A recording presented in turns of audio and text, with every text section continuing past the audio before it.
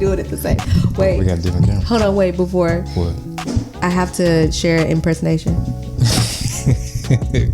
Go ahead. This is something different. La la la la la la la la. Elmo's world. Do you like Elmo? Do Camry sound like Elmo? Yeah, sound good. Okay, I think. Do you want to be the Cookie Monster tonight?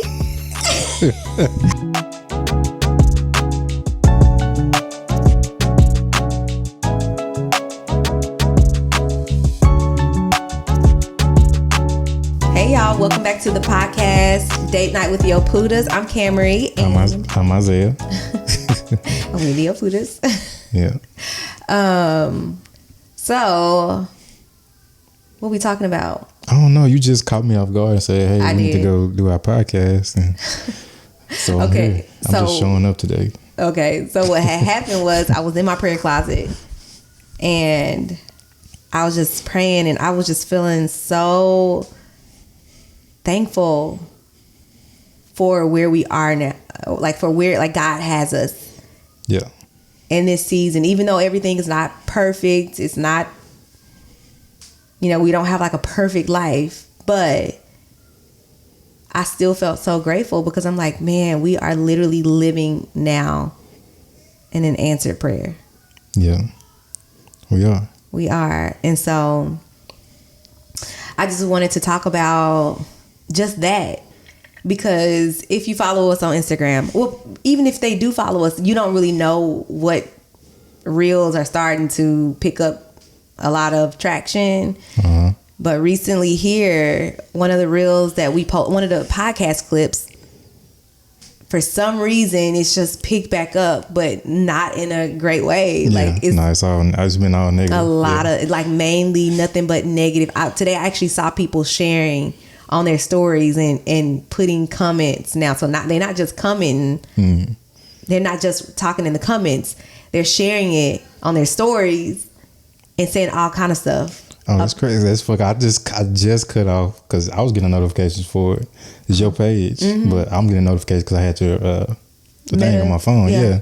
And I just recently just cut it off today. You cut it off? Yeah. Because it's too much. See, I don't have, and you were getting notifications. I don't get notifications anymore. I cut all my notifications off. So when I do, so the only time I do see it is if I go and look at my notifications and just kind of scroll just to kind of see what's going on. Because I still want to be intentional about replying back to comments. Yeah. Because that's important when you're building a community. And so I try to be intentional. But I just started noticing comments from some of the old reels. And I was like, what in the world? Mm-hmm. So last Friday, I just responded to one of them. Because I'm just like, okay, let me just say something. Let me respond to it. And I feel like me responding to a comment with a reel, Instagram boosted it even more.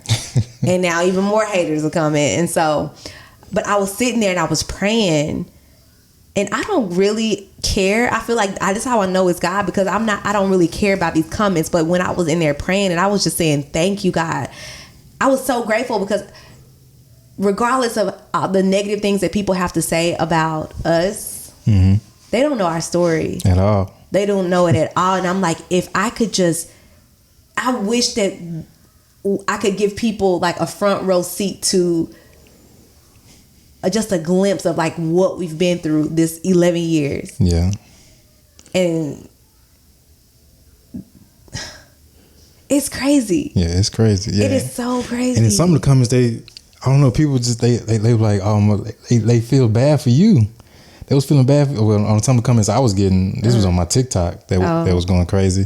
Some of the comments was like, dang, I hope she finds somebody that appreciate her and all this other stuff. And I was like, it's like they clueless as to what really went on, what going on. I put a whole caption, like, and it's like they don't read the caption. They just see that infidelity thing, and that's it. They just comment on the infidelity part as if like they don't get the full story of what has transpired since the infidelity. Yeah. And they're just stuck on the infidelity. And somebody put in the comments like, I pray that you. Somebody was like, I pray. Something, they were saying something to the fact of like, I'm praying for you while you're going through this. And I was like, Like this Do is you not understand? Like this is something that's happened years ago that we've not only healed from that, but that we've seen God. Like we're talking about it after the fact, way after the fact. He didn't cheat on me last week, and I'm telling everybody, yeah, y'all, this is still my man. Yeah. No, I wouldn't be able to do this. We wouldn't even be able to talk about it the way we're talking about it if this was something new. I guess they think my post was a way of me apologizing or something. I'm apologizing, letting the world know that, hey, I cheated, y'all, but I love my wife and I want her back. So they think this just recently happened. So they say, I hope she finds somebody else that's better, that's treating her. No, I found somebody I found somebody else better. I remember. Do you remember a long time ago? I think I showed you my journal. I was writing because years ago after this happened, I was walking closely with God at this point. I just said, God, I'm just giving you my life. Like I want to live for you for real now. I don't want to do the lukewarm stuff anymore. I want to live for you.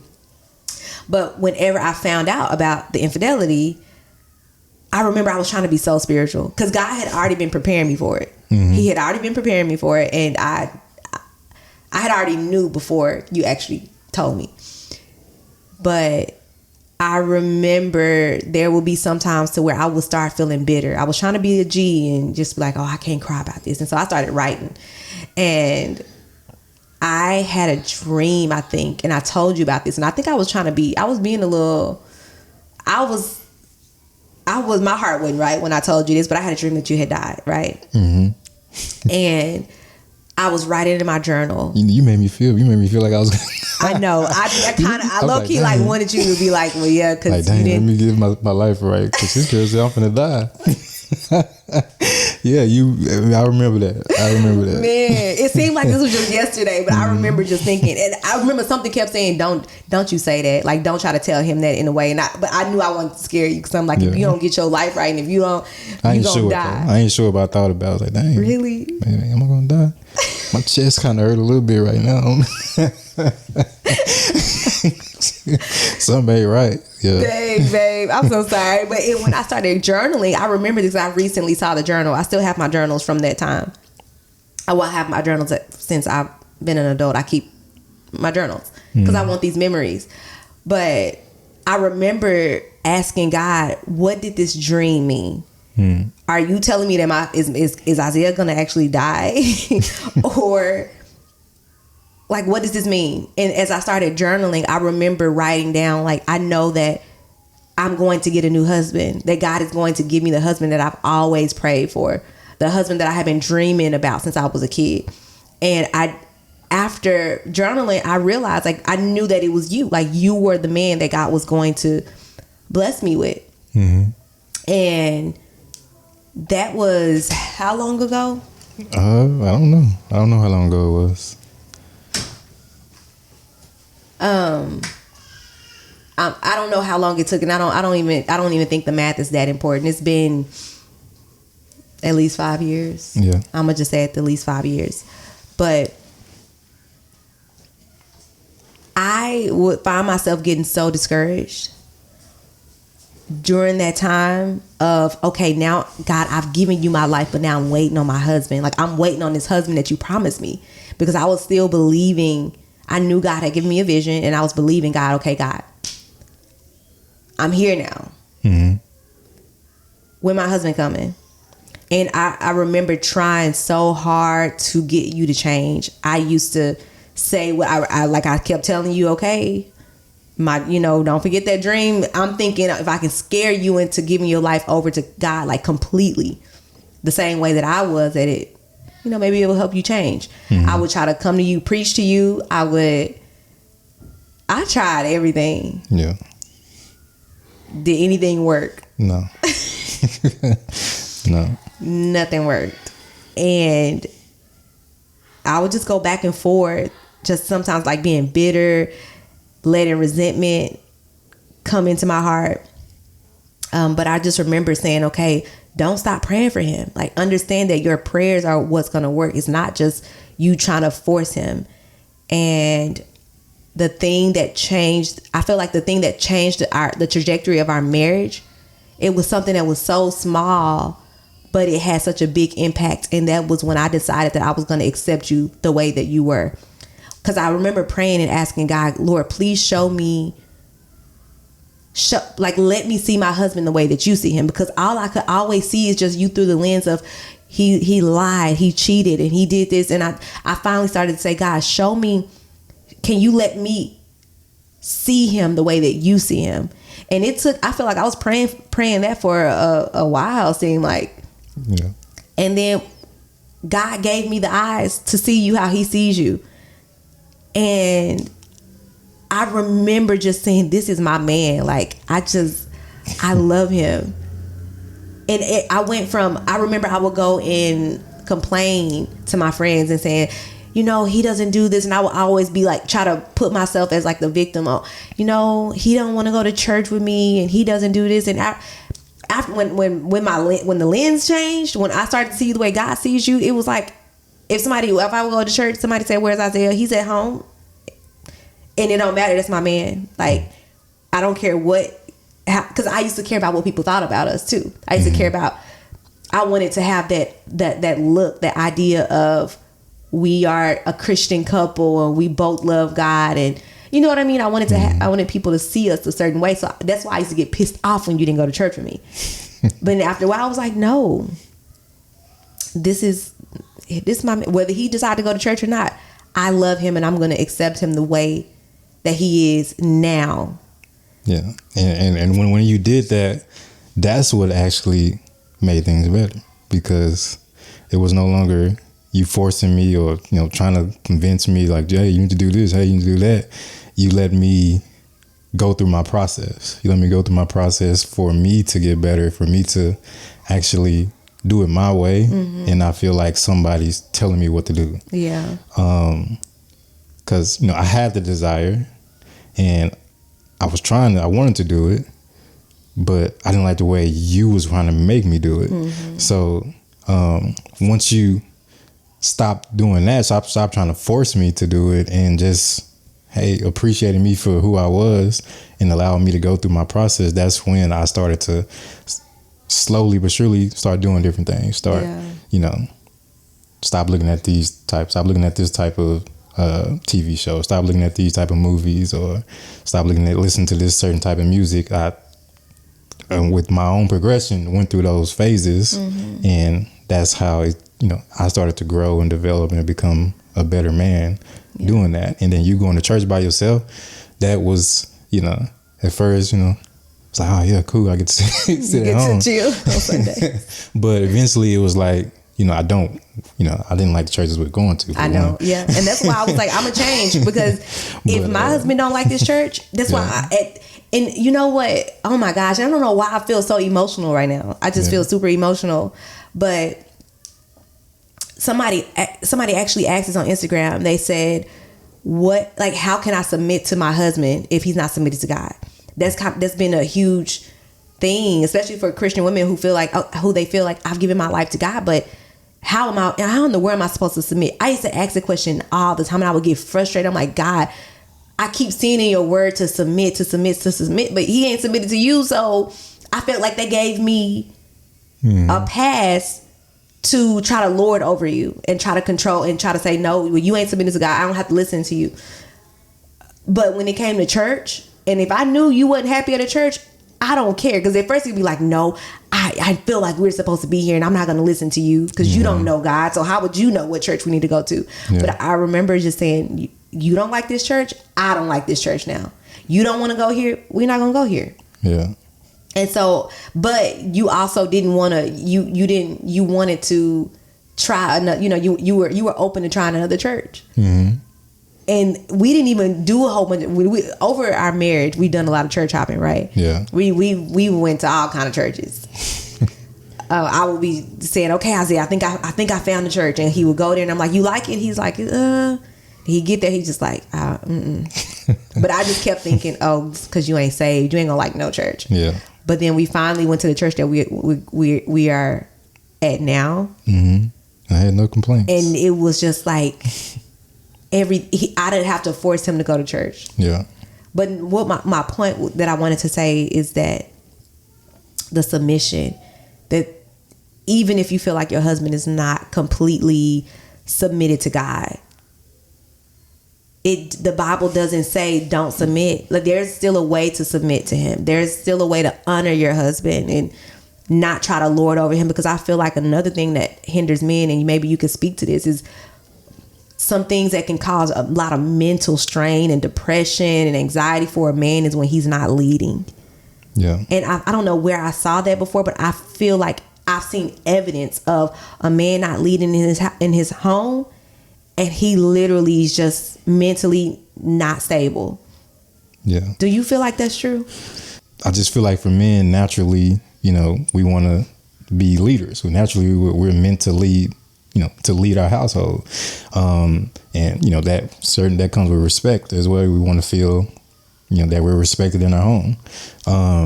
And when we're not getting that it can affect us, you know, different ways. It can affect, you know, where some men, they be like, all right, well, you don't respect me, get out of my house. It can go that way, or it could, you know, affect us, you know, mentally, to where we like, man, I'm trying to lead. I'm trying to, you know, do what I feel like is right, but my wife is here not listening, or, you know, she doesn't listen to me. She doesn't really value what I'm saying. She doesn't value my opinion. She's thinking I'm wrong. It kind of it drains you. It kind of drains you, as to where you want to, like, all right, I just give up. I don't care. I'm just in this house, and I'm just here. So, yeah. And that's so sad. And for the longest, I mean, to be honest, I don't feel like we didn't have great communication. So I would see you get so angry and so upset, or just really depressed, and I didn't know why. I just like, oh, in my mind, it's just because, again, he ain't saved. He just need to be saved. He need to get saved. But the whole time I was out of order because I didn't honor you. I didn't respect you the way that I should have. Yeah. And I really didn't know how, to be honest. I just didn't know how, because in my mind, well, you're not submitted to God, so I don't have to submit to you. Yeah.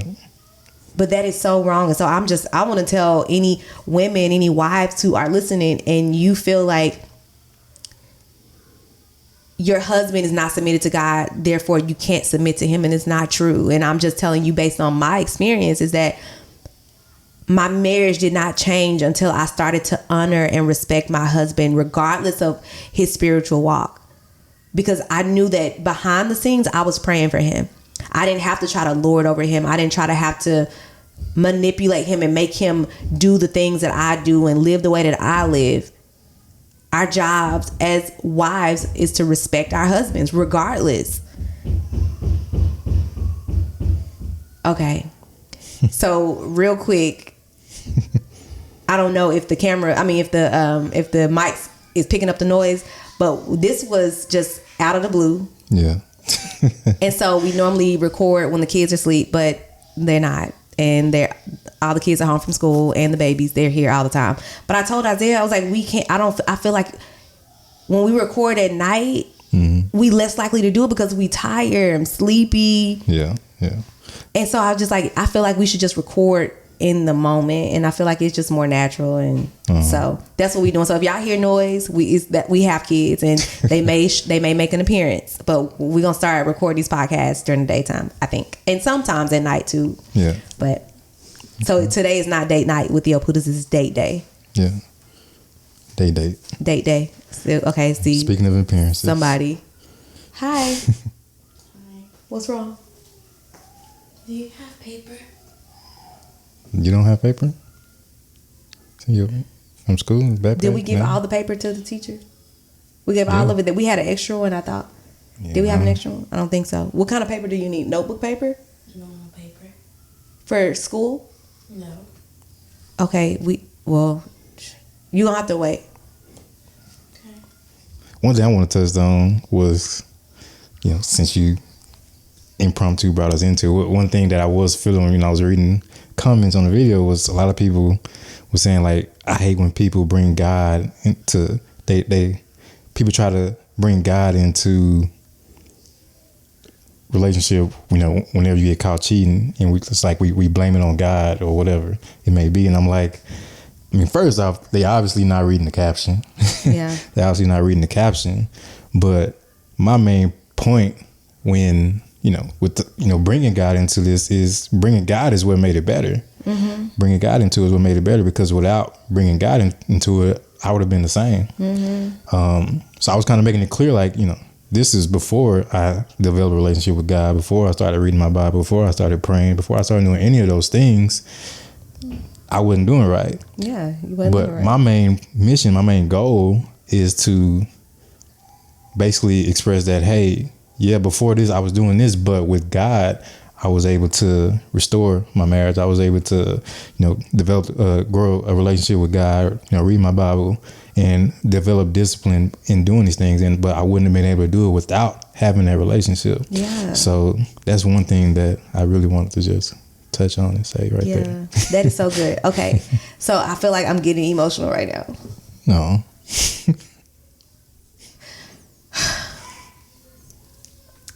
So one thing that I was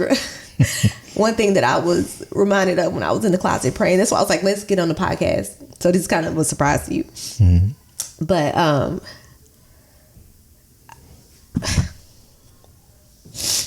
okay. Sorry, I didn't want this to be like a whole crying show, but I just really needed to tell you about this.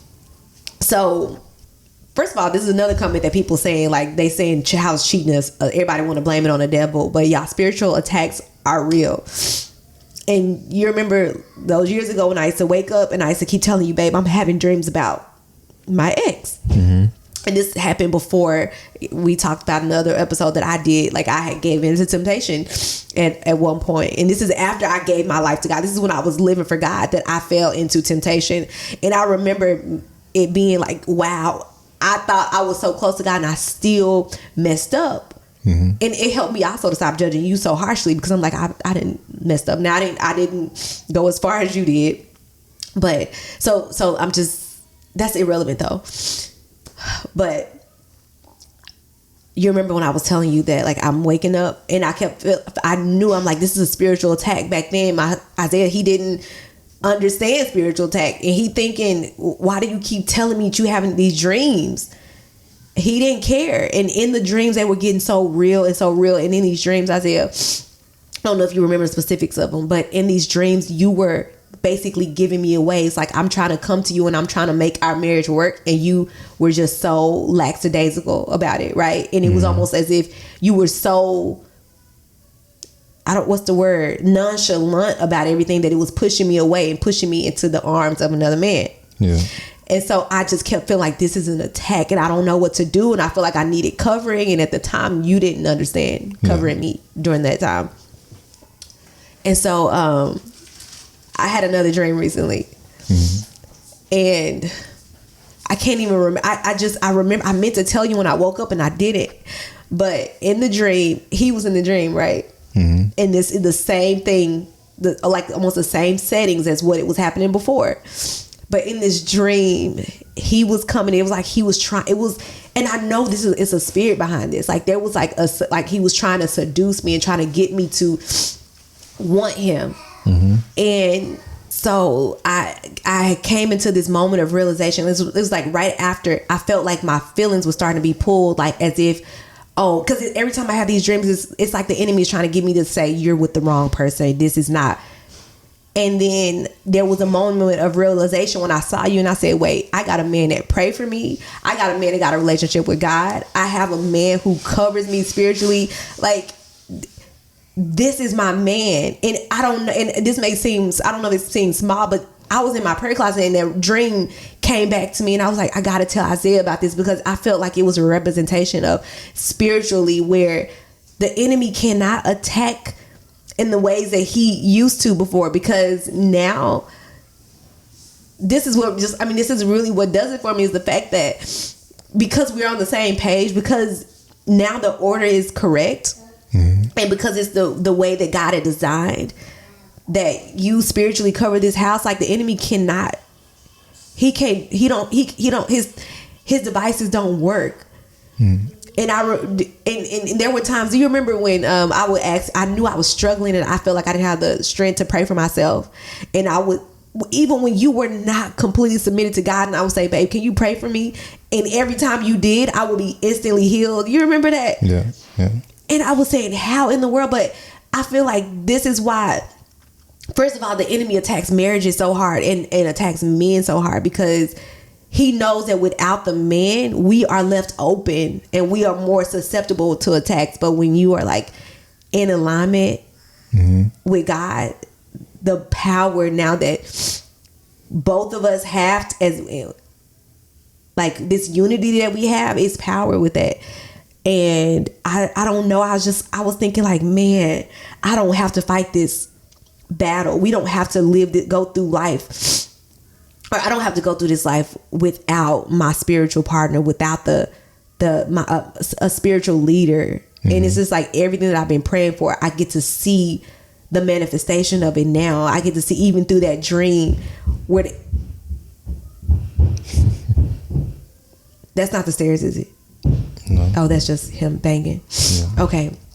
But I get to see how important it is. And it's just like people talk about, what in the world is he doing? Oh my gosh. But I get to see the power of a marriage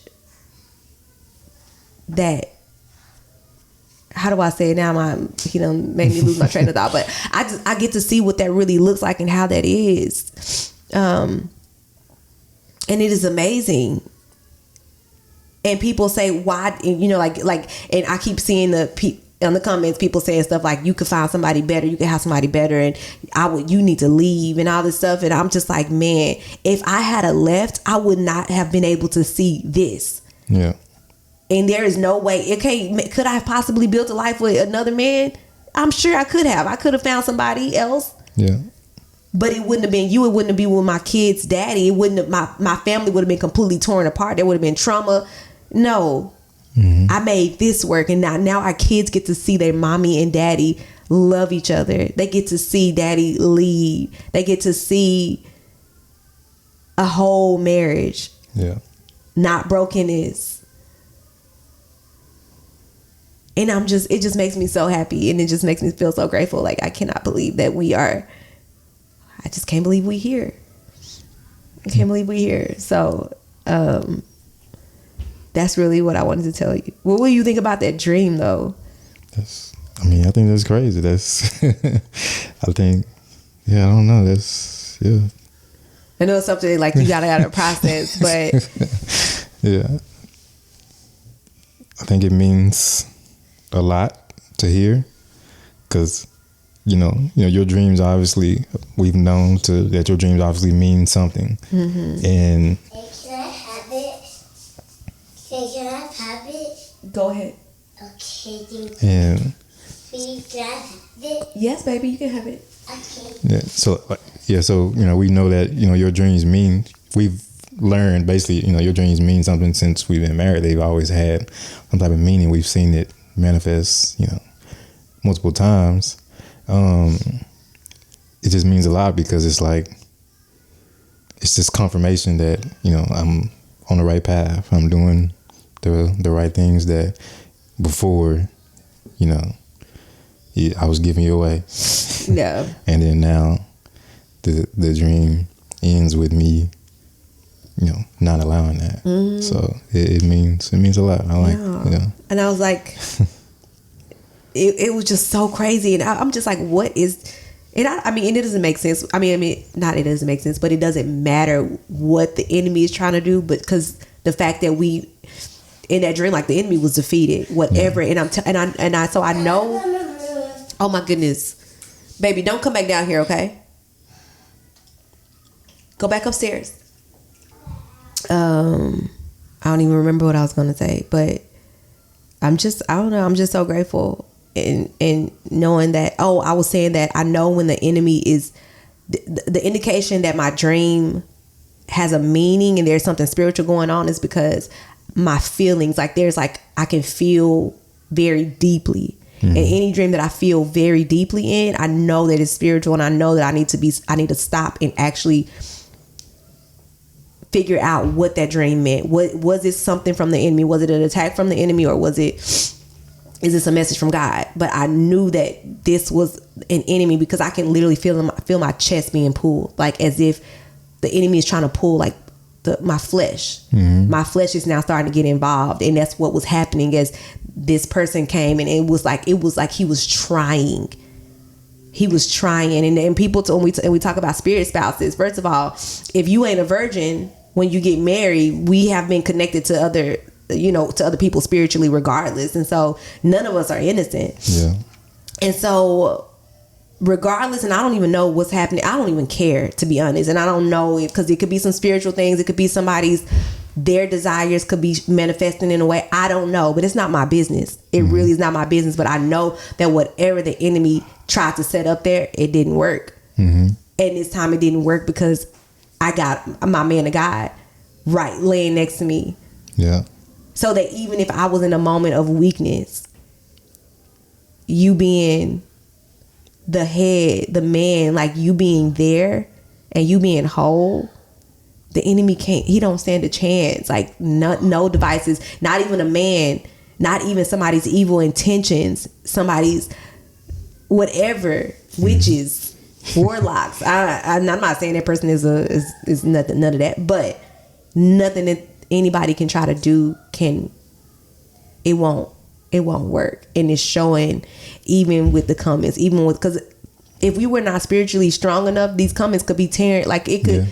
Somebody said, God told me to tell you that this ain't your assignment. Somebody prophesied to you and said something that you received. Somebody said something to me and I was like, that ain't God. And because I know it, because your heart ain't even right. Your heart ain't even postured right while you trying to talk bad about me, but if I wasn't spiritually strong enough, if we were not connected, I would start to question myself. Yeah. I would start to say, well, am I tripping? Is it no? Yeah. I wholeheartedly believe that we're on the right track. Yeah. And that we're helping people. We are. We're helping couples. Yeah. So, sorry, babe. I didn't mean to make you cry. And ain't nobody cry. What you talking about? Your boy, yes, you was. Good line. And ain't nobody gonna see it. Oh, so you gonna cut the crying? you gonna cut it out part where you start crying? No, I wasn't crying anyway. So yes, you were. I wasn't. Lying. I told this moisturizer is getting in my eye. That's a lie. It is. Quit lying. That's why I gotta keep wiping it because it's like whatever dripping. When it's hot, I'm hot and stuff. Yeah, so. whatever. But I'm just so grateful, babe. Yeah. And I just pray that the right people, they see us, and I'm just realizing that I don't care about being perfect anymore. That's why I say, like, I feel like we need to, everything don't have to be a perfect production and perfect setup. Like, yeah. Cause that's not where the power is. Mm-hmm. The power is in us showing up and just doing what God called us to do. Yeah. And if we just do that, success is inevitable. Yeah. And it's not the success that the world sees. It's not about that. It's about us being in alignment with God's will and us seeing the fruit of that, seeing the fruit of the obedience. Yeah. So anyway, you got anything else to say? No, I'm good. You don't have nothing else to say? You good? What? Yeah, I'm good. Okay. Well, I love you. I love you too. I literally feel like I'm living in a dream. Mm-hmm. I feel like sometimes I be like, God, is this for real? Yeah. Is this real? And you didn't even make an announcement. I asked you, when you gonna come out and say, hey babe, I'm saved now, I live for God? I don't know why I always thought it was gonna be one day you would come to me and be like, hey babe, all this time you were right, and God is let me tell you what God showed me. I'm thinking it was just gonna be this moment that's just but it wasn't like that. No. So ladies, if you praying for your husband, or even husbands, if you praying for your wife, understand that God is able. God is able. We cannot change our spouses. Nope.